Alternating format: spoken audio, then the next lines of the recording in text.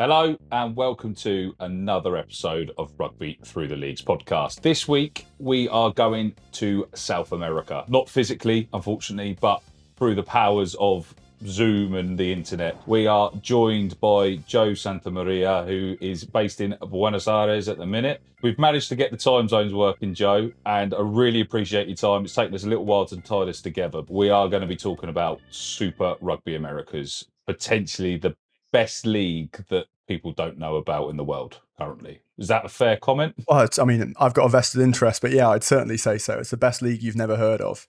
Well, thanks for having me on, Carl. Yeah, we're about to chat Super Rugby America. It's going to be fantastic. There's not many English-speaking people having this conversation, which is a shame. Hopefully there'll be more because it's an unbelievable league. So for anyone who doesn't know, clue in the name, clue in me being in Buenos Aires. This is a franchise tournament based out of South America. It's now going into its 6th year, launched in 2020. Terrible time to launch an international sports league. It only got a couple of games in before it was cancelled, but it's survived and it's actually thriving. It's in a really, really good spot at the moment. We'll get into the details of the trials and tribulations, the players, the coaches.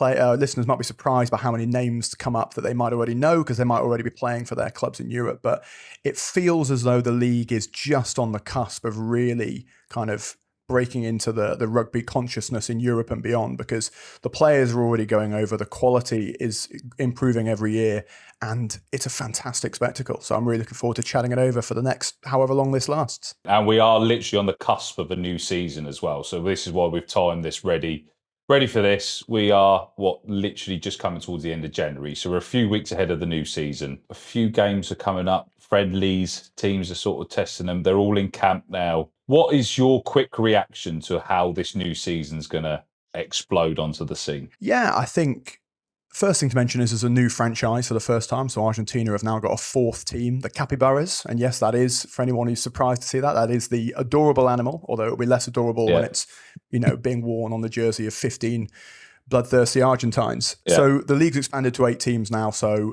obviously year-on-year growth, and the quality on the pitch is also improving. So, I can't wait for it. Honestly, last season was one of the most pleasurable experiences I've had covering the league professionally, but also just as a fan following a league of rugby in a very, very long time. Anyone who hasn't gone back and checked out last season, you can go and see the highlights from all the rounds, including the latter rounds in particular. The final was won by the Uruguayan franchise Penarol. They won 35-34. And Dogos, their opponents, their Argentine opponents, almost came back from kind of 20, 25 points down. Left it dead late. If that game was 2 minutes longer, Dogos would have been champions. Yeah. I was at that game live. It was unbelievable. Wow. Not only as a spectacle, but also just the quality of the rugby. And we'll talk. But a load of those guys on the Dogos side, the losing side, got straight on a plane, and a load of them were playing against the Lions for Argentina just a couple of weeks later. Yeah. So the quality of the league is improving every year. The kind of growth of the infrastructure of the league really feels this season as though it's growing. I'm based in Buenos Aires, as you mentioned, so the local team here is Pampas. I've definitely seen more Pampas jerseys out and about than I did this time a year ago. The clubs are releasing their memberships, and it looks like shirt sales are up, attendances are likely to be up, as they were last year compared to 2024. So kind of on all levels, the league feels as though it's ready to take a next step forwards, and maybe we'll get into the storylines to come. But I cannot wait. As you mentioned, it kicks off, I think February the 20th is the first round. Yep. And Friday night. Yeah. Friday the 20th. It's going to be an unbelievable year. Yeah, I can't wait. Obviously, as you mentioned, a few of the players jumped on that plane from that final or from their other games as well. Obviously, Paraguay they got their own side in there. They had to go off to play in the American Nations Cup and the qualifiers and all the World Cup qualifiers that they had subsequently. So a lot of these players are fully blooded international sides. Some of the Argentinians haven't come back though, because they've stayed in England or stayed on their continent. Many have gone across to the Super Rugby over down in the other Super Rugby. The other Super, the rubbish one, yeah. There's 3 of the lads over at the Waratahs now. So it's, if I remember correctly, Leonel Oviedo, the hooker from Dogos, Tutti Mojano, the scrum half, and of course... Yeah, they've gone to Western Force, apologies, Western Force, not the Waratahs. Yeah. And of course, Franco Molina, who's going to be back in the UK come the end of the year with Newcastle. Forgot he signed a 2-year deal to go to Western Force. And then obviously the the Red Bull money come running, so his plane ticket got reversed. He obviously don't blame him. He missed the UK a few weeks down in Exeter, or season down in Exeter, and he couldn't wait to get back. I wonder if he'll find the weather any different up in Newcastle, but that's for him to work out. I'm sure the money will make it a little bit easier for him. So we've obviously touched on the additional franchise with the Capybaras joining. So we've got the Capybaras, the Dogos, we've got Pampas and Arucas. Is it Arucas? That's it. So that's the 4 Argentinian teams. We've then got Cobras in Brazil, Yakara in Paraguay. Yeah, we've got Yakara in Paraguay, yeah. And then Snelknam in Chile. Snelknam in Chile. Fuck me. The last one. Shall I quiz you, or shall I? Penarol. Penarol, top man. No, Penarol. So, yeah. Penarol is obviously the 3 times champions from Uruguay. There's been a bit of movement around, obviously, with the new franchise coming in. Just a quick one on that. Do you think that's actually going to strengthen the league or weaken it? Because obviously there's been a bit of a movement from Dogos across to the Capybaras, because a lot of them were regional based. Players originally from the Littoral region have gone back to obviously that region now to play for the Capybaras. Dogos seem to have taken a bit of a battering, but I don't think, from looking at the socials and looking at the squad, I don't think they're going to be as weakened as most people would be worried. I think that's definitely, I think you're onto something, really. I mean, there has always been an intention with the regional franchises in Argentina to have a local representation. So the attempt, because Argentina has such a strong club heritage, obviously rugby is a big sport in Argentina, much bigger than it is in lots of other South American countries. There is really good local player talent available. So the majority of each of the 4 franchises is made up of local players. But obviously there is also kind of a national outlook, I suppose, because you don't want a particular franchise to be under strength. And I think actually last season is probably the way to look at how Capybaras are going to get on, because Tarucas joined the league for the first time last season. And again, there were doubts about, can you get up to speed that quickly? They were in the race for the playoffs right until the final round of regular action. So I think the Argentine Union, looking at the players that have gone to Capybaras, I think it's been pretty smart. Not only have they got some really experienced Super Rugby Americas players from Dogos, they've also got a couple from Pampas that have gone over, and crucially the head coach from Dogos, the title-winning head coach from a couple of years ago, Nicolas Galatro, has also gone across to Capybaras. So they're going to be, they've got some nous about them, as well as some players that are getting that experience for the first time. In terms of whether it makes a league stronger, I think definitely, because it adds that level of unpredictability. And as a fan, as a spectator, what you want is that sense of, who's going to perform, who's coming into the season stronger, and we can get onto that. I think Dogos on paper look as though they've lost quite a few, and they've lost players, I guess, in 2 directions. On the one hand, as you mentioned, they've lost players at the top end over to Europe. So they've lost their whole front row from last season. Boris Wenger, Leon Oviedo, Pedro Delgado, 2 of those props are over in Harlequins. The hooker now over in Western Force, as you mentioned. Force, yeah. So a lot of that Dogos success in recent years, I mean, they've made the last 3 finals and won one of them, has been based on real dominance up front. Traditional Argentine rugby, they're based out of Cordoba, they're physical, they're nasty, very, very powerful set piece. Can they kind of rebuild that or sustain that without their whole front row? We'll see. But when I look at the list of players, some of the high-profile ones, I agree, have gone to Europe, and as we're going to discuss, some others have gone over to Capybaras, a new franchise. But there's real quality in that squad. I mean, they've got Argentina international still, especially in the presence of the centre Faustino Sanchez Valerole, who's an unbelievably talented player. He's already got 1 cap for Argentina. He's only 21. Yeah. So I wouldn't be writing Dogos off just yet. Yes, it looks like it could be a transitional year after a real period of success, 3 finals in a row, but I wouldn't be ruling them out just yet. No, I think they've got a lot of hopes. They've always kept eyes on youth players coming through, and they've got, I think everyone saw that obviously Boris Wegner and Pedro Delgado they were already blooding in the replacements at the end of last season, starting to get them through a little bit more. I remember watching them against Pampas, I think it was, or Selknam or what. And literally, I think they must have scored 4 or 5 tries on the bounce just from pick and goes under the post. They literally as you said, the forward dominance is just so critical for the Dogos. And having, was it Moyana, the 9, just being able to just snipe around the breakdown was critical for them. Do you think they're going to continue with that style of play, or do you think they're going to have to adapt while they regenerate, possibly? It's a good question. I guess the answer comes from the way they've played up to this point. I mean, it doesn't come out of nowhere. It doesn't exist in a vacuum. There's a lot of Cordoba-based players out of there, and that is the style of rugby that is being coached in Cordoba. It's physical, it's aggressive, it's direct. That's not going to go away overnight just because they've lost a few props to Harlequins, and whether or not they can match the intensity and the quality. I mean, the set piece gave them such field position from which you're able to sort of just grind teams down. I mean, we love kind of black and white discussions in sport, don't we? It's rarely as simple as that. But, for anyone who's not aware, Dogos, this big Cordoba-based side, hugely successful. Pampas, the Buenos Aires-based side, huge rivalry because they're the two kind of older Argentine franchises. On the one hand, Pampas are the ones who play very expansive rugby, incredible backs.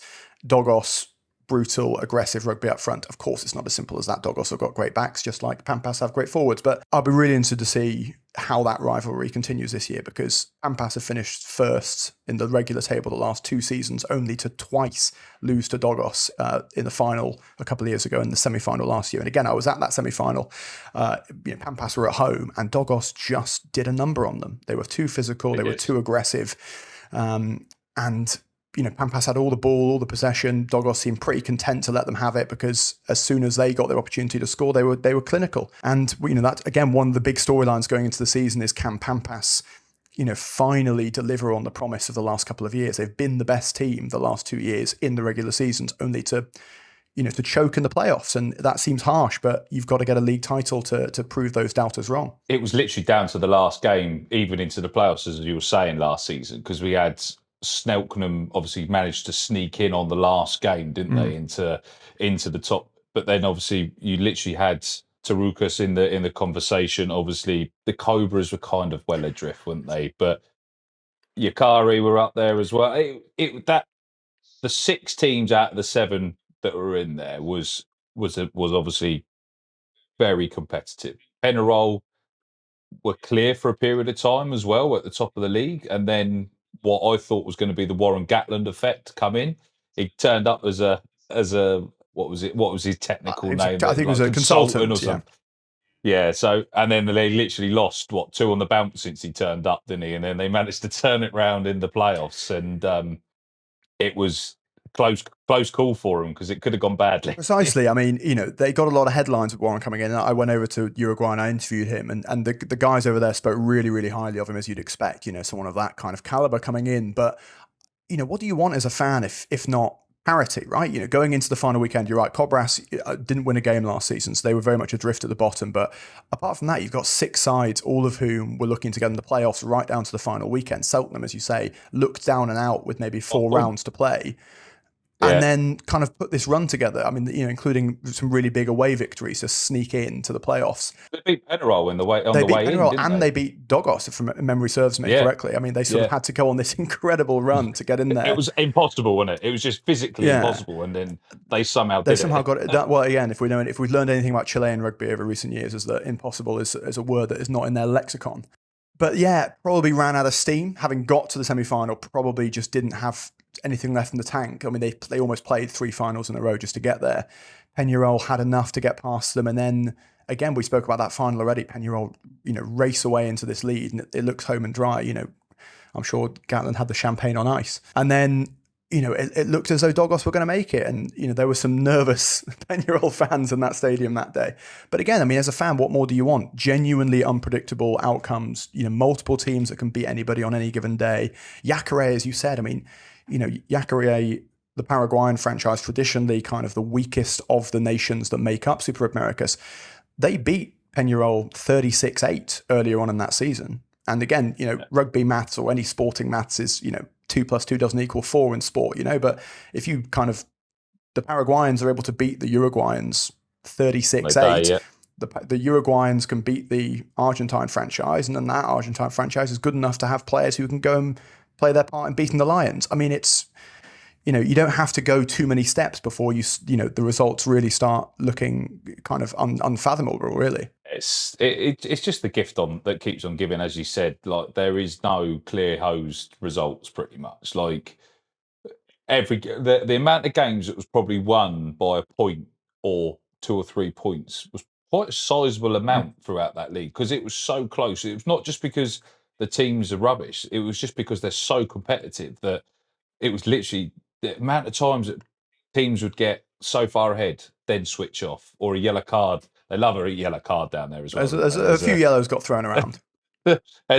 It's literally like a confetti at times. Like they do get thrown around a fair bit, which probably brings teams back into games. But that's all about game management, and like we also love that excitement that it is that jeopardy of what could go on. But I had the pleasure of actually chatting with Ben Donald before Christmas, who played for the Cobras, and he was sort of saying that even with the Brazil side, a lot of their issue is mentality. Is obviously because they weren't. Like he said, a lot of them they'd get a few points behind, and then there'd be like a little bit of bickering internally, and it would sort of they were still they're still working on that as a nation. And did you see that a lot within their performances within Super Rugby Americas last year? Because obviously they got a hide in most weekends, didn't they, to be fair? Yeah, as again, they're kind of the counterpoint to that conversation we're having about how there were 6 really competitive teams, but a lot of that was at the expense of the 7th. And, Cobras, they were on the rough end of some bad results last year. And it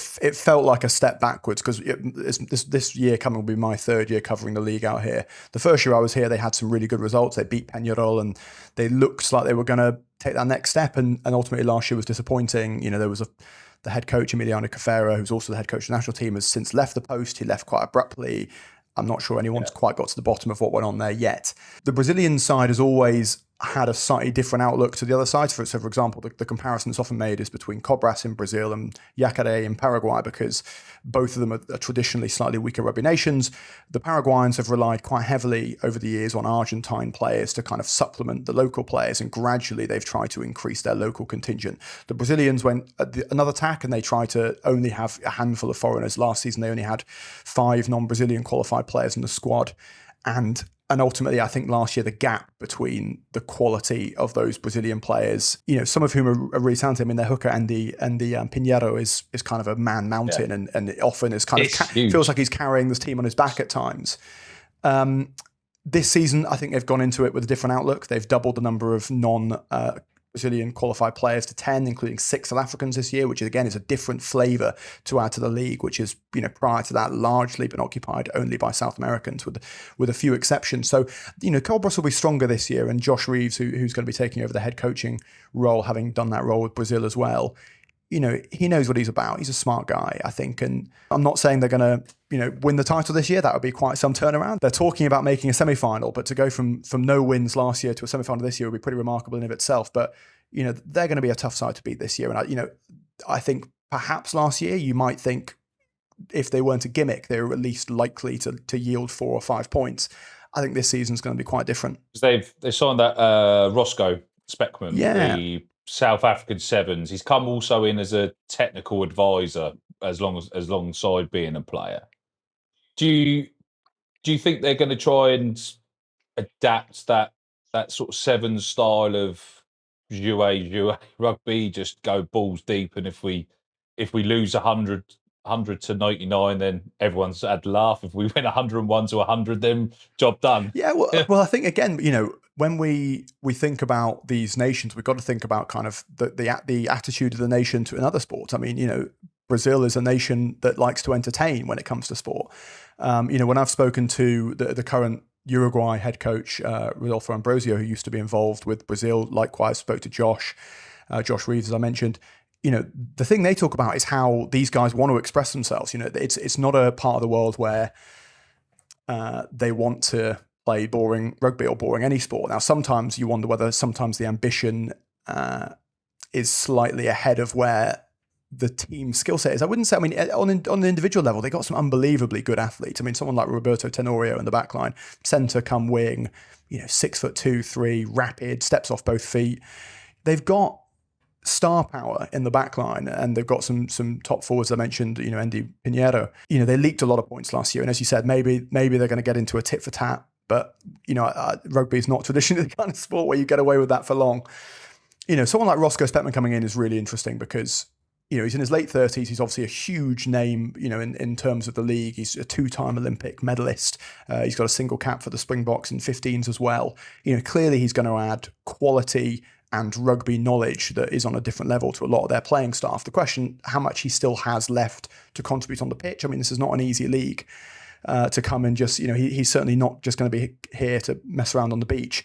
What he can deliver on the pitch remains to be seen, but, certainly his kind of rugby IQ will be massive for them. And, I'd love to see them chuck the ball around because they've got the players who can do real damage if they're given front football. And when I was speaking to Ben as well, he sort of said there is probably that, because rugby, a lot of the lads that take on rugby usually take it on a lot later, sort of in their 16s, 17s, 18s, after they've sort of come out of their beach football era and stuff like that. So they've probably got a lot of kickers in the team that have probably be able to slot it from any distance. But as you said, the rugby IQ from players that are going to come over and sort of adapt that way will probably help them massively. One other thing he also highlighted was the travel was a killer. And obviously not all of the clubs are cash rich. There's limitations with travel, and he did mention the Brazilians with the Cobras and stuff. A lot of it was bus travel, a lot of it was long journeys. There wasn't many stops. There was maybe do you think they're going to be stronger at home than they are away from home? Yeah, I think, because there are two. It's the same as France, like top 14. Some teams you can't beat them at home. Go away from home, they look like they've never played rugby before in their life because they've got a 94-hour bus journey that somehow they've not got a private jet. I don't get. Yeah, certainly. I think it's worth remembering the kind of distances we're talking about here, right? I mean, this is a big continent. You're crossing mountain ranges. You're crossing massive stretches of land. I mean, Argentina alone, you're getting multi-hour flights and you've barely moved on the map. It's been easier in the last couple of years. So prior to that, there was a USA-based team, the Colorado Raptors, and obviously that was an absolutely brutal, bit of travel when they were involved. They weren't in the league last year, and they're not in the league this year, and it doesn't look like, as far as I'm aware, they're going to be making a return. So that obviously makes the travel easier. But the Sao Paulo journey to Santiago, for example, is not an easy one, and it does take its toll. South American rugby has been pretty good as far as I'm aware. Of course, I don't, when I travel sort of solo. I'm not on these long bus journeys with them. So South American rugby's been pretty good. They organise a lot of the hotels and as much of travel as they can. I mean, it's one of the interesting things moving forwards, and one of the reasons that the league does need to grow commercially is that when you have an international franchise tournament like this, I mean, anyone who's follows the URC will know this. Those costs add up very, very quickly. It's not like the Premiership where you can get anywhere in the UK in a certain number of hours by bus or on a flight if it's one of the longer journeys. These are long haul flights in some cases. And, there is a financial cost to that. And that's certainly one of the interesting questions over the next couple of years. I mean, the league is obviously happening this year and it's fully funded. I know that there are cuts at World Rugby across the world. It's not only in South America, but it remains to be seen about how the league, or whether or not the league can attain true kind of commercial sustainability on the pitch. I mean, the product is improving every year, and there are some really promising stats around the growth of the sport commercially. I mean, viewership, the league is broadcast here on ESPN, and a lot of people get it with their Disney Plus subscription. The league's viewer numbers went up 20% in 2025 compared to 2024, which is really promising. The average attendance last year was over 4,000, and Tarucas over in Tucumán, they got over 9,000 a couple of times in the stadium. So there is potential for that, but those flights do add up. We sort of touched on this briefly beforehand as well, and that the commercial element there, obviously with the MLR in the state that it is, ESPN and Disney they've got the bubble around Super Rugby Americas, but as we sort of said, it hasn't broken out towards the European regions, and there's a lot of demand elsewhere, and I think there's a lot more of a demand than they potentially are aware of at the minute, that it could expand that league, because a lot of people are looking in thinking, how have they managed to go from a league that nearly died before it even started because of COVID to now basically adding a franchise basically every season. We're now up to 8. There's been one added or one change. There's enough people queuing up ready to join in the leagues. How do you vision that commercial element? Because obviously South American countries, as we know, are not well renowned for being affluent with different sports, and sports it's a lot harder. Obviously there's a lot of financial struggles across the world as well, just between governments, etc. Well, it's a really, really complicated question. I'm going to get my excuse in early there. You're right to say there are franchises that want to join that are kind of being, talked about. So there's a lot of discussions about whether or not next year Chile will double the number of franchises, whether they'll get a second franchise, probably in Concepcion, which is a city further south than Santiago. There's been long-standing conversations about whether or not Uruguay will get a second franchise. Obviously, Penarol have had great success in the tournament, so maybe there's enough of a player pool there. We had Colombia before. There was a Colombian side, which fell out. And again, there's massive instability financially. There's massive instability in terms of national funding. So obviously Chile have been one of the great success stories of recent years. And they've had a lot more central government funding because the national team has done really well. But even so, there was a presidential election very recently in Chile, and I know there was uncertainty about the result of that and what that might mean for the sporting priorities of the government. And when you're trying to build a professional league from scratch across 5 countries, I mean, it's really, really hard to predict. What I would say, and to your point about it feeling a sense of disbelief outside of South America, because it feels like we're in a rugby landscape where clubs are contracting all the time. I mean, the situation in Wales, the situation in the MLR, the idea that there's a region of the world where it seems like every year there's a new team and that sense of excitement that comes with that. I don't want to quash that excitement because we should be excited by that. It's a great thing. And it's really, on a personal note, it's been a really kind of invigorating place to be covering the sport because it feels fresh. It feels exciting. It's also worth pointing out that this is not professional in the same way as your Welsh club sides are professional, or, the Ospreys in Cardiff, etc. The contracts here tend to run 6 months of the year. So these guys are not being paid professionals all year round. We'll get onto this when we get through, some of the other clubs, but certain players this year have decided not to take part in the league because, rugby is a short career. And unlike, being an international in other parts of the world, you haven't got a long career of high-level coaching or punditry ahead of you necessarily, and people have to make sacrifices to play the sport that they love. And it's so hard to predict commercially how the league will fare. What I can say is the league generated more revenue last year than the year before, not only accounting for the extra team, but also kind of even notwithstanding the addition of Tarukas. And I imagine it will do the same this year. The health of the rugby financial landscape is as much a mystery in this part of the world as it is in many others, I'm afraid. There was a few jungle drums around when obviously the Miami Sharks pulled out of the MLR. They were obviously predominantly an Hispanic team set up. Obviously, there was jungle drums that they would potentially try and add themselves into Super Rugby Americas. There's also mumblings of a Mexican franchise, and I think they're going to be called the Naranjas or something like that. Do you think that a lot of this is people are getting ahead of themselves, like obviously seeing it's growing, or there is a long-term plan that this will carry on growing, this will add more, and this will open up doors ahead of that 2031 World Cup in America, and potentially put the MLR in the shadow that it already is? Because obviously the way it's grown, I still think the MLR's got a potential to be a great product. It's just they didn't build it the right way around. Whereas you look at Super Rugby Americas, especially the Argentinians, you look at the model underneath. You've got the top 12, you've got all the other regional teams, you've got a full development squad of all these regions. We one Lucho's who was part of the channel as well. He had the opportunity to speak to Agustin Pichot, who said the way that Argentinian rugby is built from the bottom upwards. Obviously, they've tried to stretch themselves a little bit at the top sometimes, and they've had to fall back a little bit. But the way they're building, there is a clear conveyor belt and a long sustaining ability. They could probably add another two franchises quite easily with the amount of players that are available down through the leagues and queuing ready to come and play rugby at that level. I think the future's exceptionally bright. It's just you've got to make the numbers balance as well and advertise it to a larger audience. That's like 4,000 to 9,000 fans in a stadium each week. Brilliant. MLR, most clubs have gone bust because they couldn't even get 5,000 a week. I think their average attendance when I did some work for ATR was they're averaging 3,500 fans in a stadium every other week. And like now they've got the California Legion that's going to have 5 separate stadiums. So you get a season ticket and you've got to travel to 5 different regions. Like some of these are like getting, like as you said, they're starting to get onto planes because obviously America's, funny enough, not small either. There's Who there's a knew? bit of Who travel knew? there.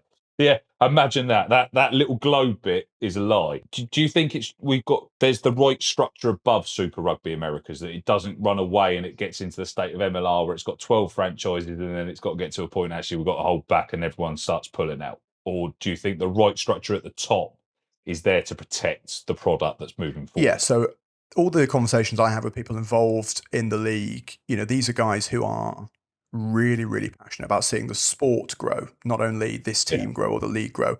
The relationship between Super Americas and, South American rugby, the unions, is much, much closer than the MLR, which is much more of a private enterprise.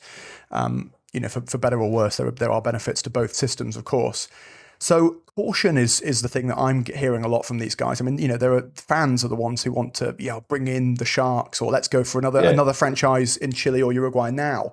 And the league itself, I think, has been pretty wise in kind of urging caution, build the product, build the competitiveness, because you have to have not only the sporting infrastructure ready, you have to have the right number of players, the right caliber of player in order to make a new team worthwhile. But you also need the infrastructure in terms of flights and hotels and all the stuff that we don't want to think about, but is necessary when you're building what is an international league. And we shouldn't, lose sight of that. This is, border crossings and passports and things that, most domestic leagues don't have to worry about. There's nothing from the organizer's point of view that I see as kind of reckless or getting ahead of themselves. I mean, as a fan, we're always impatient, aren't we? We always want, can't we get the second Chilean franchise? I wonder whether there is apprehension about too much close engagement with USA-based teams. Like I said, the Raptors were in the league. The travel is brutal. Let's not get around it, really. I mean, it's a 9-hour flight up to Colorado from here. You don't want to be doing that multiple times a season if you're an Argentinian franchise or a Chilean or whatever. There was talk this year about maybe having kind of an intercontinental finalist plays finalist or winner plays winner to work out who is the king of the Western Hemisphere. But those conversations are very, very early. And likewise, I've also heard whisperings of the Mexican franchise, the Colombians making a return. Those things are very, very early. I'm sure that the infrastructure is being put in place for those things to perhaps come to fruition one day. But the one that looks the most likely at this stage is that Chile might add another franchise next year. And there's long-standing talk about whether or not Argentina will go up to 5. I think the long-term ambition is perhaps to get the league up to 10 or 12 teams. But you don't want to expand in perpetuity because you end up having to get your wings clipped later on down the road. But to Pichot's point, one of the reasons that the league has enjoyed more success here, perhaps, or more sustainability than the MLR, aside from the fact that the USA is a more expensive country to house and pay athletes and fly around, is the fact that in South America, particularly in Argentina, you do have a groundwork, a system of clubs in Buenos Aires, but also throughout the interior of Argentina, with history, with passion, with high quality coaching. And that it's worth its weight in gold when you have an existing fan base who know the sport, who already like the sport, who are willing to watch the sport grow. I mean, like I said, the team with the greatest attendance last year was Tarucas, who are based out in Tucumán. So, I'd be surprised how many people in the UK or wherever the listeners are, could find Tucumán on the map. And yet there was a real rugby hub there already, waiting for a professional team to take up. I saw it a few times on the old X or Twitter or whatever we call it these days. There's a lot of American fans as well that kind of got completely disillusioned with the MLR because they were bringing in players from overseas for their last payday rather than recruiting American talent. Do you think there's a lot more buy-in for these South American sides as well because they probably went to school with some of the lads or they knew them because it's their brother's mate or they know where they grew up, they know their backstory, they know where they've been. So they're fully invested in making sure that they are 100% behind their region. As we know, Argentinians they're the easiest people to get on with as well. They're so accommodating, but they live and die for their club, their badge, their country. They are fully invested, and they all like it does seem to they seem to know someone that knows someone that's knows someone that's done this. Like everyone seems to know everyone. It's very much like they got a cousin for a cousin for a cousin. Do you know what I mean? It's, look, it's human nature, isn't it? It's much easier to buy into a local team, and if that team feels connected to the place it's in, fantastic. And I guess, I mean, look, people who run the MLR are smart people. They're not saying they've never made mistakes, but I sometimes wonder about, does an American, by which I mean a US rugby audience, are they going to have the kind of brand buy-in? If you bring in a big foreign star, are they going to know that guy's career? Are they going to understand why that's a big deal in the same way that, when, I don't know, a New Zealander joins a Prem side, that Prem side's existing fan base is going to have an awareness of what it means to bring in an All Black or whatever. Maybe I'm being patronising to MLR fans, but I'm not sure. But I think certainly I spent the first 4 months of 2024 out in Santiago in Chile and went to a lot of Cheltenham games when I was out there. Massive buy-in from local people, and a real family affair, which is the other thing. One of the reasons that, Capybaras, they've got, a lot of them are named after sort of slightly, named after animals, is there is a desire to make the league a really attractive prospect to families. And obviously, where there are families, there are kids, and where there are kids, there are future stars. So there has been an awful lot of buy-in. I mean, the Pampas games, normally afterwards, obviously they're the games I attend most often because I'm based in Buenos Aires.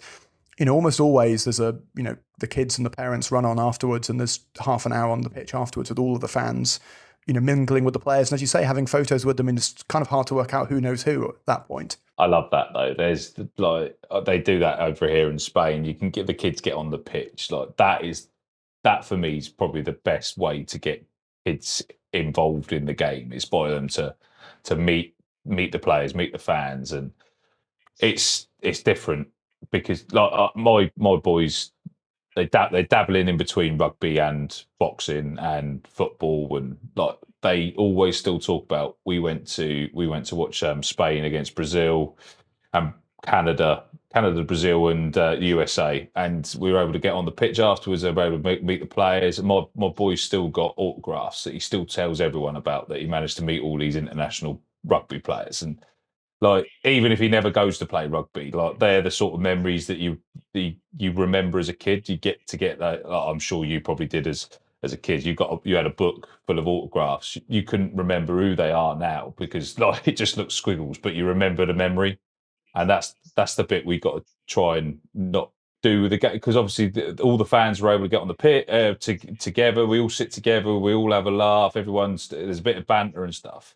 There's no malice. Like there's a lot of players that seem to be sort of shielded away. I know obviously the safety side of it, but just let the kids on, let them run riot, and then let them go and meet the players, and then like have a kick around, and then they talk about that story for it. And do you think that also helps a lot of the clubs there to keep the families engaged? It's easy to let the kids get involved and see their faces at the end of it. It makes every penny worth it. Definitely, I think. I mean, there's a massive culture, as there is in Spain where you are, of kind of, life is pretty intergenerational. There isn't that sense of kids don't go to that, grandparents. In Argentina and Spain and, a lot of Latin countries, if parents are going, well, why wouldn't kids go? So quite often, at the Pampas games, for example, the big stand on the far side, I'm obviously over there with the press in the cheap seats. The paying clientele, rightly, are in the good seats.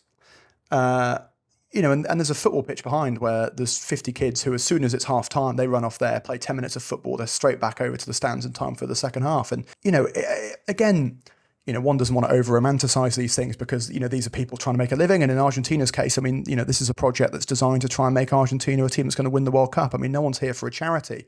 But, from my perspective, sometimes you sat there and you do sort of think this is much more reminiscent of the moments I fell in love with the sport when I was very young than it is something, rugby that I've watched in the last 10 years. It does feel kind of more akin to those earlier memories. I mean, it's a fantastic league to follow. If anyone's not getting through the enthusiasm through this episode, it is such a privilege to be out here following the league. It's the players are, really open. The coaches are open. They want to talk. They want to tell you about what they're doing in a way that, inevitably in bigger, more established leagues, press officers and people are a little bit more cautious around the media. here people want to throw open the doors and they want to talk to you and they want to explain what they're doing because they're really proud of it, and they should be, because it's a hell of a league. Super impressive. So back to actually the league and the league ahead. So we got 8 teams in. Right. So we obviously saw Penarol won it last year. Dogos nearly robbed it at the death. Capybaras at the bottom end of the table. A few teams moving around at the minute, as we said. What's your vision of the league table before we get to the playoffs? How do you see it much different? Do you see, are you going to nail your balls to the wall on anything, Well, or is there teams to watch? Should we say it's a guaranteed way of bring the journalist on and make him look stupid, isn't it? Where in 6 weeks, people will be saying, "Oh, you were wrong about this."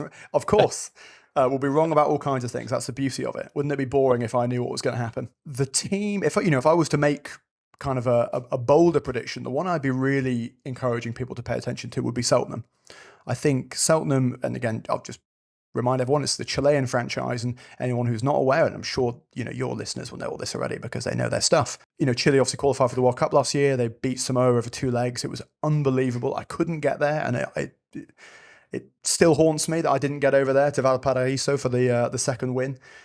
But Chilean rugby has never been here before. It's never been in this position. It's on a high, and their squad, they've had a couple of players leave. Javier Eisman, the second row, went over to Europe.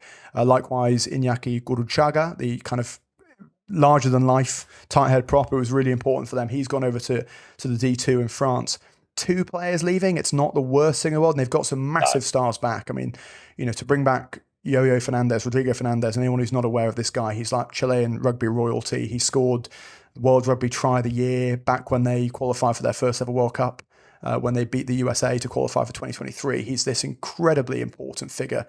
The last time I was at a Chile international, he wasn't even playing, and yet it was still a load of people wearing cutouts of his face. So, he's a big star. He's back. He's been in Italy for a couple of years. They've brought in Lucas Berti, international scrum half. They look strong. They've got virtually the entire Chilean national team available. They've got a settled coaching staff. Jake Mangin, this is his 3rd season as head coach. I think there is a feeling that if not now, when for Chile for Cheltenham, to possibly go and win the title. So they would be my. I don't want to call them an outside bet because they were semi-finalists last year and they're a really good side, but they've never won the title before, and this could be it. And as I mentioned, next year there's every possibility that player pool will be split in half with the creation of a second Chilean franchise. So there will never be this much Chilean talent concentrated in the capital again. So they would be a real dark horse for the title for me. Of course, having never won the title before, they have to be dark horses, I suppose. For those that obviously don't watch them, what do you think their style is? Because obviously we talk about Dogos. For me, I think they're probably the perfect mix of both. They'd love to get physical, but they don't half get it wide where they want to. Yeah, I mean, I agree. So Jake's a New Zealander by trade, the head coach, and he's also the attack coach for Chile. And again, anyone who watched those Chile wins over Samoa know that they like to chuck the ball around. They play a really expansive offloading game. It's very intense, high pace, but there's a real abrasiveness tied to that, as you mentioned. I mean, anyone who's so one of my favorite rugby players, just period, is this guy Raimundo Martinez. Plays hooker, plays open side. I thought he was very unlucky not to be the league's most valuable player last year. Ended up going to Simon Benitez Cruz, so shout out to all the Newcastle fans. But this guy is like, he had his Weetabix every morning before game day. He's like a live wire. You put 50p in him and he just goes. Unbelievable over the ball, kind of a diminutive guy, great jackler, but he carries for days, seems to find himself in the right part of the pitch all the time. And there's a kind of manic energy to the way they play. I mean, they've got... obviously this is going to be added to with Rodrigo Fernandez, Yo-Yo coming back, as I mentioned, he's a fly half, but often they played with 2 playmakers, whether it was Thomas Salas at fullback or Juan Cruz Reyes at 10, so they can play that expansive game because they've got a playmaker either side of the ruck. They've got great strike runners, and again, Nicholas Saab, who's this 20-year-old who came out of nowhere last year, scored against Samoa, scored against Italy in the autumn. He's this kind of electric live wire winger. They've got threats all over the park. I mean, they can beat you up front. They can go around you out wide. They can move the ball. They can win ugly. I think they're a real threat this year. I remember seeing Nicholas Saab sort of blast onto the scene with that sort of Superman diving try into the corner and thinking, how is that physically possible for any human. But to not drop the ball as well, it was something else. And I agree. I think they timed everything perfect last season, but obviously they basically played 3 finals in the lead up to that. Their semi against Penarol, it was probably a step too far for them. And they had injuries. I mean, they lost Martin Segrin, who's the Chile national team captain. Really abrasive back rower. He rejoined the side last season, having been away for a few years abroad, and he looked $1 million in those first few rounds. His loss, he had an ACL injury. That was a huge loss for them, and it looked like it was going to be a big loss for Chile as well, but they've still managed to get over the line. He's back this year.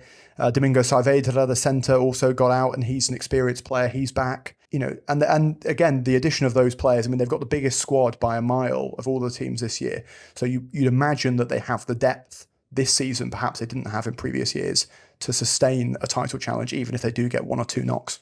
Be a fun one. So the defending champions, Penarol, probably a few question marks around the amount of players that they've let leave of such ilk as well. There's been quite an exodus from them. Do you think that's going to seriously affect them? There's a lot of Uruguayans quite concerned by the transfer activity over there. Yeah, I mean, let's discuss some of the players who are not involved first, and then we'll get on to it because there was a couple of good additions as well. But obviously, again, it's worth remembering that there is, unlike a lot of club leagues around the world, there is also a national team perspective that plays into this. And last season, it was crucial that Uruguay had all their best players available because it was a qualification year.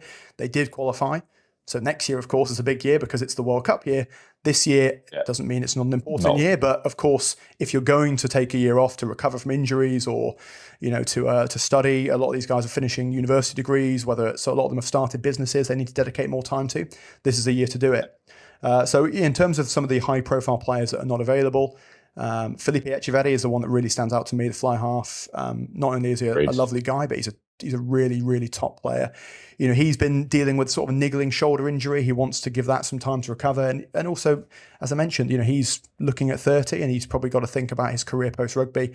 I know he's, exploring kind of what he's going to do. And, we have to remember that these guys are not earning the kind of money that a Premiership player or a URC player is earning. Other important players they might be missing. So the scrum half, Alvarez, who's again a really top player. Carlos Deuce, who's a really abrasive back rower. He's another one. Where's Alvarez gone? He was absolutely dynamite during the November internationals when he was electric for them and probably the man of the match for most of their games during that November internationals. So if memory serves, he and Carlos Deuce are finishing off degrees, which obviously, when you're playing rugby, you're constantly putting that module on hold or that assignment on hold. And, they want to be back, obviously, for the July internationals. The plan is that they'll be playing for Uruguay because obviously, with this new Tier 2 competition, there's a lot of opportunity to get kind of international recognition later in the year. But for the first half of the year, a lot of those guys are prioritising life away from rugby. I know Felipe Echeverri said he's going to be playing with some of his brothers at their old club. So it's kind of it's one of those strange reminders of, the quality that these guys have to compete with really, really top players for their country and sometimes in the latter stages of Super Rugby Americas rounds, but how close some of the rugby here still feels to an amateur world. There was no professional rugby in most of these countries 5 years ago, 6 years ago. So it's the idea that someone like him can go from playing with his brothers at his local club to then going and playing for Uruguay in the summer is something that still takes some getting used to, I think. When you're that talented, like he is a talent. His boot is like a metronome for him. It's perfectly timed last season. Just kept the ball ticking. That probably kept Penarol in most games as well. Was just his boot, and when it wasn't going, they were out of most games, weren't they? When he forgot to bring his boots along, they knew that. It's probably not our day today. Yeah, and again, for him, I mean, he probably didn't know how important those conversions were going to be in the final because they were racing into a lead. But I think he hit 5 or 7 from 7. I thought, no, 5 from 5 he hit. Yeah. And obviously they ended up winning by a point. So, he certainly brought his boots that day. But someone like him, I mean, when Uruguay played Scotland a couple of years ago, he missed some kicks, and ultimately that game is one that maybe got away from Uruguay. They were in it until the last 10 minutes, and he missed a few. so for him to come back from that disappointment and to go and, nail 5 from 5 in the final to beat Dogos was a big moment for him. But, they've got some players, who aren't competing this year, but they've kind of populated the ranks largely with guys from the under-20s, which I understand why people are thinking, well, maybe there's going to be a drop-off in performance. But, if you're thinking with your kind of medium-term Uruguay hat on, these guys have got to, they've got to get this experience, and this is the highest level of rugby in the region for them to play. The big signing they've made is the return of Manuel Ardao from Miami Sharks, the now defunct MLR team, as you mentioned. I mean, he was the league's best player when he was here in 2023, when Penarol won the league. He was, one of the best tier 2 players of any nation at the Rugby World Cup in France. Could well be, the best jackler you've never heard of. I mean, he's so good over the ball. Phil. Yeah. Phil. The guy is, it might end up being that come the end of his career, it's a travesty we never got to see him in a top, European league or in Super Rugby Pacific perhaps, because, he really is, he's a diminutive guy. He's not a massive guy, but he is a top player. And him coming back, they might have the best back row in the competition, even with all those people leaving. I mean, Lucas Bianchi, Manuel Ardao, and Manuel Diana is a phenomenally good back row for this level. I mean, all three of those guys, start for Uruguay pretty much, don't they? Apart from Deuce probably normally gets in most of the time. But they're really blessed in that area. So Ardao, he's a really big player coming back. They've also done, some smart other recruitment. I mean, they've brought in a winger whose name is Maroldo from Newman, who's an Argentine winger. He was brilliant for Newman last year when they won the Buenos Aires Championship, and he looks, I think he scored 8 and 12 last year for them. He looks ready to make that step up. So, a lot of unknowns about Penarol. I think that's certainly the case. How strong a title defence are they going to be able to put together without those players? But, write them off at your peril, because there are some, like I said, Manuel Ardao was the league's best player when he left, and he's come back at a time when everyone's saying, Penarol are going to struggle this year. Let's wait and see. I think the fans are just being fans. Well, of course, they're a little bit just like, hold on, this doesn't look like the normal side, because Thomas Echeverry is the fullback for him still as well. He's the brother of Felipe, is that right? I think is he in the league this year? I'd have to check the roster. Not sure. Yeah, I'm not sure. I know he was still around last season, unless he's obviously disappeared off. It wasn't on the list, the exit list that I saw. So whether he's just refusing to leave, I don't know. But again, I mean, good player as well. I mean, there are some really good lads out there who aren't, who aren't the kind of names we mentioned. But again, do you want those Uruguayan fans who are also Penarol fans? It's that classic thing about what do you want now versus what do you want later. I mean, there'll be guys in this season who get minutes who wouldn't have otherwise got minutes that might well be playing for Uruguay at the 2027 World Cup, and they're going to be better for the minutes they get in this tournament. It's obviously they cover the Rugby Europe Championships as well. I know we've strayed a little bit, but the Georgians have obviously had a bit of a management change, and they're looking for this season in between for a lot of rotation for players to make sure that they've got that strength in depth, because you don't know what's going to happen this season / into next, who picks up an injury. So through the pessimism of being a fan, there's probably the optimism of the management and the national side that actually the eye is on the World Cup in 27 rather than Super Rugby Americas 26. Quite possibly for the Uruguayans. But again, I mean, it's one of the things that when I talk to people who aren't familiar with the league, and you tell them the countries that are involved, the assumption I think people have is that the Argentine teams win all the time. Like I said, Penarol are the most successful team in the competition's history. They've won 3 titles. And we should love the fact that Uruguayan fans are kind of slightly annoyed that their team isn't at full strength, because they expect to win the tournament. They think it's their tournament. And that's fantastic, because you've got Argentina, beating the Lions last year, beating the All Blacks, beating Australia, one of the very best international sides, and yet you have these Uruguayan guys at Penarol, and when it comes to Super Rugby Americas, they think it's their tournament, and I think that's brilliant. It just the way it's played is, I fell in love with it, and obviously you're amongst it, so there's a reason to. The team that finished top last season during the league format was Pampas. How do you envision their season? Obviously, you don't want to piss too many people off because you go there quite often on their doorstep. So don't want things being thrown at you as you walk down the street. No. I mean, I'm more than happy to speak my mind on it. I mean, look, like I said, I've spoken to the head coach Juan Manuel Leguizamon a few times. They're brilliant to watch. I mean, it's great having them as a local side because get on the train to go up to the games normally of an evening. They're fantastic to watch. They put on a great spread. Great food available. The rugby's fantastic. They throw the ball around. They often score, 5, 6, 7 tries. They've got to win the title. Ultimately, I think there is that feeling that they are, the team of the capital city of the biggest rugby nation in the competition, and they've failed to win the title despite being the best team in the regular season the past 2 years. I think they need to get that monkey off their back. They've had some big player losses as well. I mean, again, another example of some of that. I think the thing that surprises people is the quality of player coming out of this league and what they're able to do really quickly. I mean, I know people like Pollock rightly, got headlines last year for being breakthrough players. But, for me, someone like Justo Picardo, the Argentina centre, literally, I've watched him for the last couple of years for Pampas and always thought he was a top player. I thought in the England-Argentina game at the end of the autumn, he might have been the best player on the pitch last year. I mean, he was phenomenally good, physical, abrasive. Beat the Lions, as I've said, played almost every game for Argentina last year, straight out of a Super Rugby Americas season. He's now at Montpellier, and he'll be a loss. He'll be difficult to replace. Joaquin Morro is also at Leicester now. For me, the big loss that I look at, not that Picardo isn't the headline loss, but for me, the big loss when I look at depth is probably Thomas Repetti, the tight head, who's now gone to Toulouse, and he is a supremely talented player, 20 years old, tight head.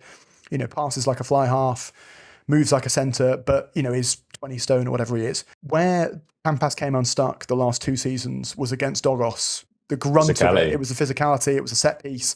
So to lose him, again, he's obviously been capped by Argentina as well, Repetti, last year. To lose a tight head of that calibre, I think, are those same doubts, those same questions going to rear their ugly head again? A few other players, they've gone. Manuel Bernstein, who's captained them, he's gone to Capybaras. Nicolas Damorin, who's a really abrasive back row of theirs. He's not in the squad because he's got a long-term injury this year. So they look slightly lighter up front. In the back line, they look as impressive as ever. I mean, they've also probably made Tobias Wade there. Tobias Wade. A few guys have come in from the Argentina 7 circuit who just look ready to hit the ground running. They've still got Santiago Pernas. I'm amazed that he hasn't been picked up by somebody in Europe yet. Capped for Argentina last year. And scored, I think, against Munster on the Argentina 15 tour as well. Someone like him, he's probably looking at this season as this is the one where if I have another Shop good window. year, exactly, another big European side will come for me. But the big signing that Pampas have made is kind of at the other end. They've brought in Santiago Cordero, 56 cap Argentina international, and it's kind of one of the first times the league has looked to those really experienced. I mean, the guys, like I said, 12 months ago, or not even 7 months ago, he was scoring the winning try against the Lions for Argentina. He's only 32 and he's now, playing in Super Rugby Americas.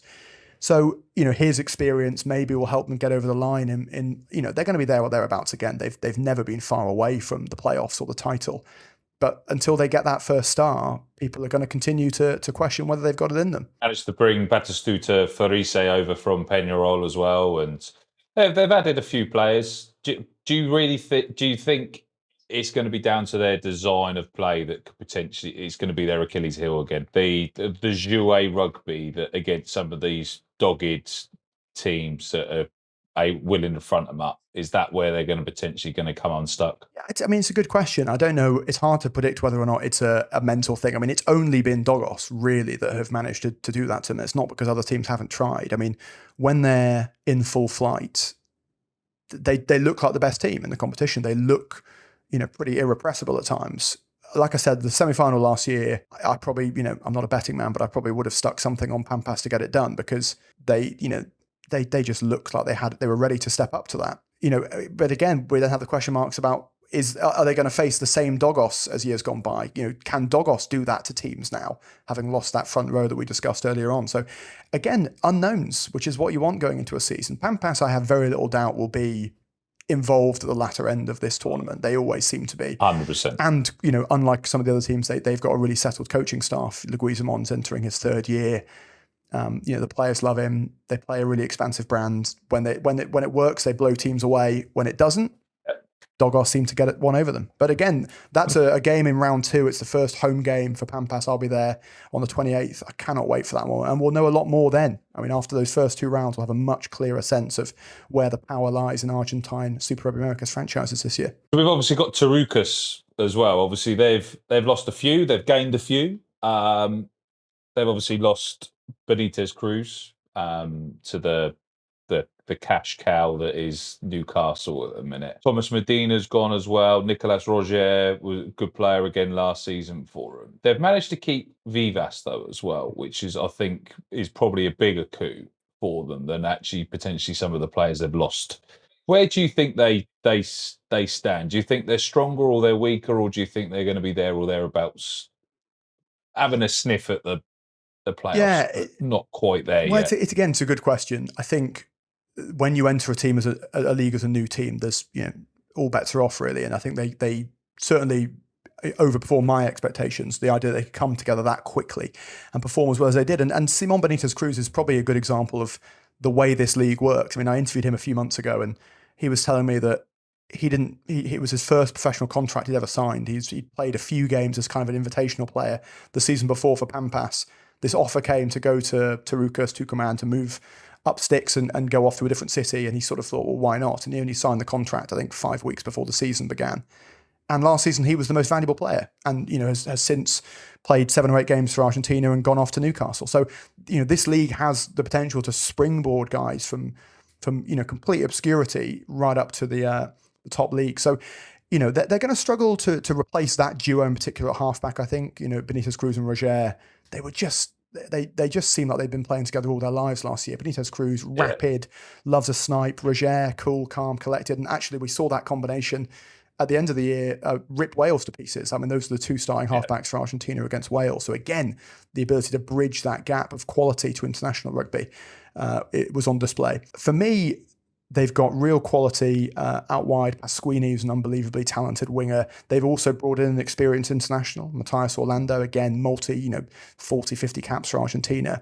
So, he'll come in and I'm sure will replace Medina in the centre, kind of guys at opposite ends of their career, but still got tons of quality. The bit of business that I think looks really smart from them is to bring in Nicolas Parada-Height, who's this big, abrasive back rower. He was at Yacaré last year, but he's Argentine. He looks a really good bit of business because he's so abrasive, so physical, guarantees you front football, 17, 18 stone. I think he's a really, really smart addition. Plays 6 or 8 normally.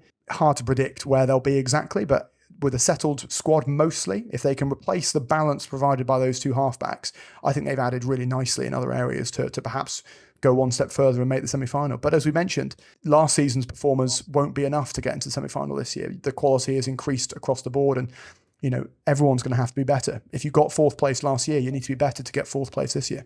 Agreed. We've obviously pretty much covered the Dogos and we've covered Capybaras already as well. Leaves us the Capybaras, the new franchise in town. Nobody's left because obviously there was nobody to leave. They've not technically got a core backbone of players.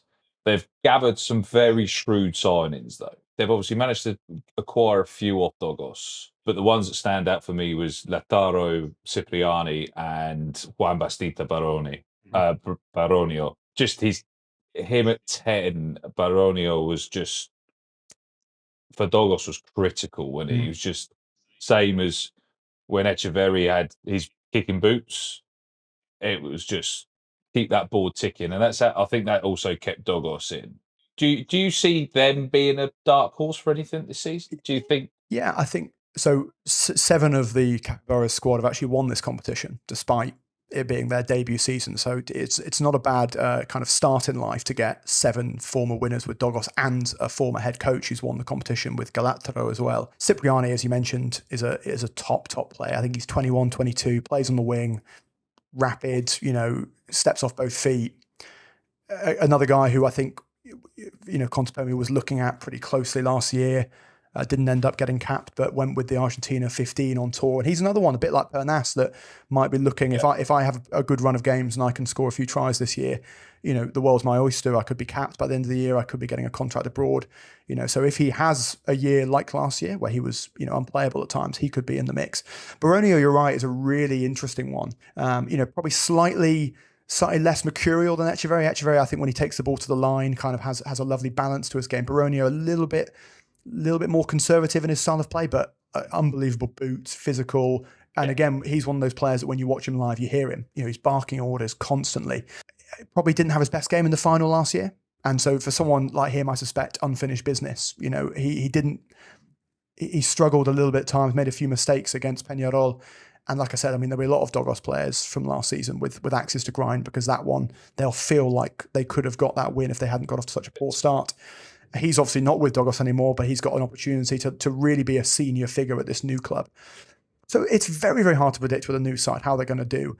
If the example of Tarukas is anything to go by, the people in charge of assigning where these players go, the Argentine National Union, who obviously have a lot of oversight in where some of these players are, if last season's anything to go by, they know what they're doing, because they managed to get Tarukas from never having played a game of rugby to being within, a few points of the playoffs on the final weekend. So, I wouldn't rule them out at this stage. It'd be an amazing ask for any new team to go and win the competition. So I wouldn't be betting on that either. But, they've got some top players. And Bernstein as well, a guy back rower in from Pampas. He's captained Pampas in the past. He's a senior player. They'll be tough to beat from the off, I expect. But again, like Tarukas, they'll probably also get better as the season goes on and the more time they spend together. So they got Height in as well from Pampas as well, haven't they? They've got Bruno Height at the centre. Again, they've got plenty of league experience. It's just a case of how quickly. You mentioned all the teams from pre-season. Most of the teams started about 10 days ago. You've got about 4 or 5 weeks to get these guys together, which is not nothing, but it's very different if you're bringing a load of guys who've played together for the last couple of years back compared to guys who might not have played together before. Do you think with the Capybaras set up, getting the right coaching has been crucial there? That will build it from the ground up rather than trying to worry about star signings. If you get the right management model in with that experience to build that franchise properly, that will make them serve themselves better within the league rather than just coming in and just be the whipping boys as most starting sides do. I think definitely. I think Galatro is someone really, really respected within Argentina, within the kind of coaching fraternity. He's got a lot of admirers. He's a pretty intimidating guy when you see him up close. He's a big guy. You sort of get the sense he's probably quite a hard taskmaster. But I think one thing that we shouldn't underestimate is, yes, they've got these guys in who've experienced this league before. There is a lot of local players, a lot of players from the Litoral region who are going to be playing for Capybaras for the first time. I'm not saying they haven't had great coaching at their clubs, but they're going to be exposed to a new level of professionalism, of not only from Galatro, but also from these other pros that they're dealing with for the first time. Some of these guys have been involved in Argentina camps. They've worked with Contepomi. They've worked with, Galatro at Dogos. So it's not only that you kind of, if you think about a normal professional league, if you will, where you get a load of guys together and you hope they become more than the sum of their parts. A lot of these guys are going to be getting better week by week, month by month, because they're being exposed to a level of professionalism, a caliber of coaching, a quality of teammate that they've never experienced before with their local clubs. So this one of the great things about this league, I know I'm repeating myself here, but it is just so unpredictable. There will be guys from the Litoral region who've been watching as Cordoba get their team, Buenos Aires get their team, Tucumán get their team, desperate for this opportunity, and they're not going to want to give up without a fight. And Argentina is a fiercely proud nation, and its provinces are fiercely proud. And anybody who thinks that when you go to these Dogos Pampas games or Tarukas Pampas or any of these derbies, they get on fine when they're with Argentina, but there's plenty of spite and plenty of bad blood, so they'll be wanting to get one over their opponents as much as they can. Oh, mate, I just the passion from you being part of it, and I fell in love with the league. It's for those that haven't obviously had the opportunity. It's definitely one of them. It's the time to get into it, because the hard yards have been done, and now they're probably going to see the better bit. We're coming towards the end now, I think, mate. But I think it's time to put you on the spot. Finals contenders. Who's going to be in the final? Ooh, right, gun to my head. I think Cheltenham are going to get over the line. I think Cheltenham are going to win the competition. And again, I look forward to hearing everyone tell me I'm wrong when they finish fifth. I think Cheltenham can get over the line, and I think it will be a Cheltenham Pampas final. Biggest surprise? I think Cobras. I think purely because I don't think they're going to trouble the semi-final spots. I love the ambition that's what they're going for, but I think to go from a team last year where there was some tighter games, but for the most part, teams were pretty confident of getting 4 or 5 points when they played them. I think they're now going to be much more of a player in the rest of the league because they might not make the semi-finals themselves, but if you slip up against them, as I suspect teams will this year, they might be the reason you don't get in the semi-final. So I think Capybaras are going to be a big surprise. I think the addition of these South Africans is something we've never seen in the league. 6 South Africans, including Roscoe Speckman, as we mentioned. So I think Capybaras are going to upset a couple of teams. Biggest disappointment? I think only relative to where they've been. I think Dogos are going to struggle initially to replace the caliber of front 5 player. I mean, it's not just that front row I've mentioned. In the last 2 or 3 years, they've also seen Efrain Elias go to Toulouse and Franco Molina. I mean, it's a pretty impressive front 5 to lose over the course of a couple of years. And you can't replace those guys straight away. It will take time for the replacements to really, you mentioned they played last year, but to really step up to be those first choice. So, I think if I was a Dogos fan, maybe you'll look back at the last 3 years. Like I said, they made 3 finals in a row. They only won 1 of them. Maybe you'll look back and think we should have won 2 titles or maybe even 3 because, this season they're not quite where they were. But look, I look forward to seeing them prove me wrong. I think Elias's brother's in the Dogos setup as well. He's coming through. Another great thing about the league is there's brothers all over the place.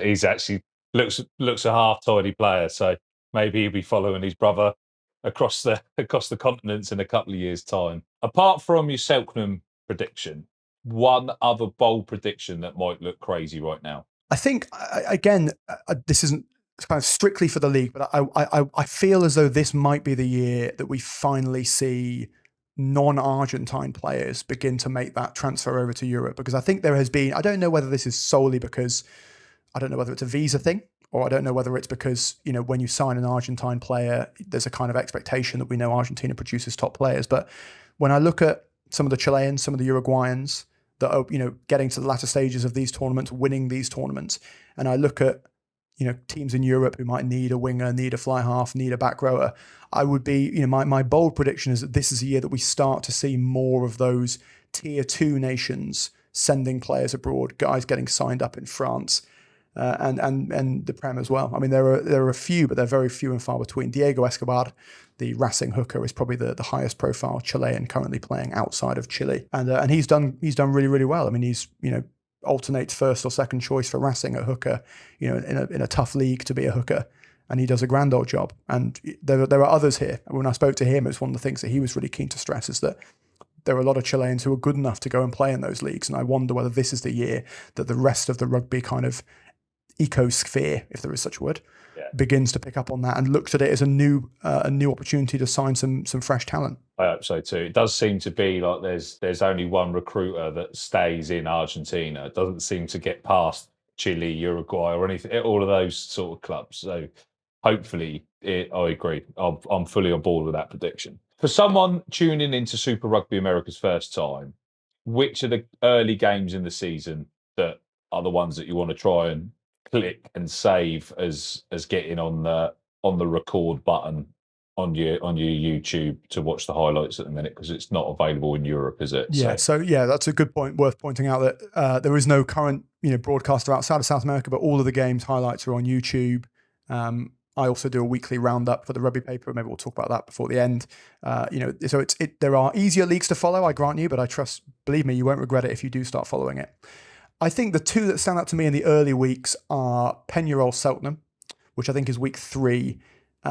It's the oldest kind of fixture in the tournament's history. That ill-fated 2020 season kicked off with Penarol Selknam, and it's kind of affectionately referred to as the kind of the El Clasico of Super Rugby Americas. The Chileans and the Uruguayans, obviously the 2 leading tier 2 nations that participate. So that will be a really interesting one, because we'll know a lot more after that game of how much have Penarol dipped after those player absentees, and are Selknam the real deal? Can you go and do a number on the defending champions? Selknam won't care who's on the Penarol roster as far as they're concerned. No. These guys are defending champions. They're the most successful team in the league's history. We want to go and put a marker down in week 3 and get one over them. So that one I think would be a key one, and the other one, the Dogos Pampas or Pampas Dogos. It's in Buenos Aires, week 2. Bad blood, plenty of rivalry. They were the finalists in 2024. Dogos knocked out Pampas in 2025. The rematch is on. For those that obviously aren't aware as well, we've got Friday the 20th of February is the start of the season. got Dogos against Capybaras and then Tarukas against Selknam. Saturday, obviously, we've got the other fixtures. We've got Yakare against Pampas, and then the Capybaras start their life in Super Rugby Americas at home to the reigning champions Penarol. That's a proper baptism of welcome to fire, isn't it? Like, here you go. Yeah, doesn't your first fixture. Yeah, there's no stabilizers. They're being thrown at the deep end, right? Imagine that though, if they get that opening day victory. Like, I'm sure there's going to be enough fans up for it, and that's probably if they can't get up for a game like that. Well, yeah, they ain't got much hope for the rest of the season. I mean, but the first round of the first season I covered in South America's 2024 season, Cobras beat Penarol, who were also defending champions that day on week 1. So it can happen, and if Capybaras go and get the jump on Penarol that early, then they'll put the rest of the league on notice. I mean, like I said, you don't have that many people who've won the tournament, and they'll believe they can win the whole thing. Because it basically runs from the end of Feb till the start of June on the normal season, doesn't it? And then we've got the semi-finals and then the final. Yeah. So by the 20th of June, we'll be all wrapped up roughly, and then most of these players will be probably jumping on planes going to international camp, like they did last season. Like, some of them literally got out of the final, out of the changing rooms, were on a plane to the summer tour, weren't they? Yeah, no, I think maybe listeners don't quite realise the numbers that we're talking about here. I mean, the Argentina squad that faced the Lions, obviously there was, like it always is with the Lions, there's still club seasons ongoing in Europe, so they didn't have everybody available, but there was 13 Super Rugby Americas players in that squad. So it's a third of that squad that faced the Lions, the wider squad, not the matchday squad, were made up of Super Rugby Americas players. As I mentioned, I saw a load of them, in tears after losing to Penarol, and then I saw them in tears beating the Lions a couple of weeks later. I mean, it's a crazy thing. And when it comes to the other nations, we're talking, the whole 23 will be in the squad for, Penarol or Uruguay or Selknam, Chile, who will be going off to try and compete in this new Tier 2 competition. So no rest for the wicked, but I mean, more rugby for the rest of us. Perfect. And obviously you can keep abreast of what they're doing all the way through the season and then catch them in the internationals. Joe, just want to say thank you so much for jumping on, mate. For those that want to find out more from yourself, obviously, rather than listen to me rabbit on about it, they can also find a man in the know that's in the place. Where can they find you? What work do you do, and where can they reach out and dabble and pick your brains if they want to try and find more about Super Rugby Americas? The easiest place to find me is on X, Twitter, whatever we're calling it, whatever that site that is these days. So if you want to message me on there or follow me on there, my name is obviously the same as my name you can see on the screen, Joe Santamaria. Most of my Super Rugby Americas reporting is in the Rugby paper, so I do a weekly roundup. I've done a pre-season kind of preview of all the teams, and I'll do, like I said, a weekly roundup that normally goes out Monday or Tuesday after the fixtures. I also do work in Rugby Pass and a few other publications, but the best way to follow what I'm up to is on X if you're on there. It took us a little while to get this one in the diary, mate, but it's been 100% worthwhile. Thank you so much for your time, mate. We know where we've got to watch out for. It's Selknam are going to win the Super Rugby Americas, basically. I'll be interested to see if they thank me for that prediction or not. For everyone else that's been watching us, I really appreciate your time. Hope you've enjoyed this one and found a new league to watch rugby at stupid o'clock in the morning if you're in Europe or anywhere else in the world. It's on a silly time if you manage to get a stream or you manage to watch the highlights, because it is well worth every moment of your life. And yeah, we've got plenty more coming up, not just Super Rugby Americas. We're approaching the Rugby Europe Championships. That's on the horizon. It's just the perfect time for rugby. And the Rugby TTL podcast is back. We are back on stream. We're back everywhere. Just make sure you subscribe, like and follow, and just really appreciate your time. Thank you and goodbye.